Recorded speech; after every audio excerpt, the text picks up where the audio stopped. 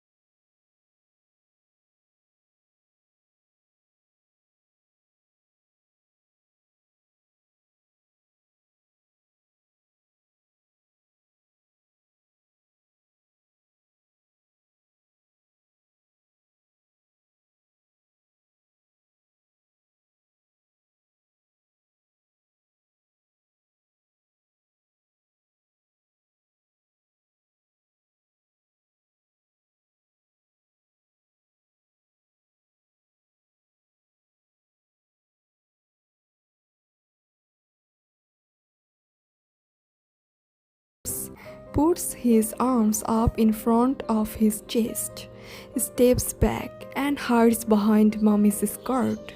However, when little Johnny sees Daddy come home, he runs to him. He smiles, his eyes got wide, and he opens his arms for a hug. A loving child's body is like a tiny flower bud unfolding to the sunshine. 20, 30, 40, 50 years of life on earth make little difference. When 40 years old Johnny is feeling timid, he slumps and folds his arms in front of his chest.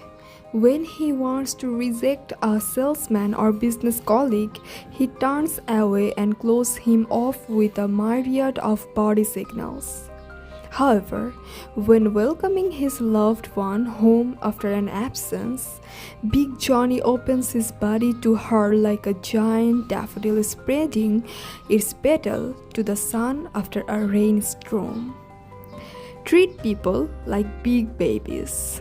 Once I was a corporate star-studded party with an attractive, recently divorced friend of mine. Carla had been copywriter with one of the leading advertising agency which, like so many companies then, had downsized. My girlfriend was both out of work and out of a relationship. At this particular party, the pack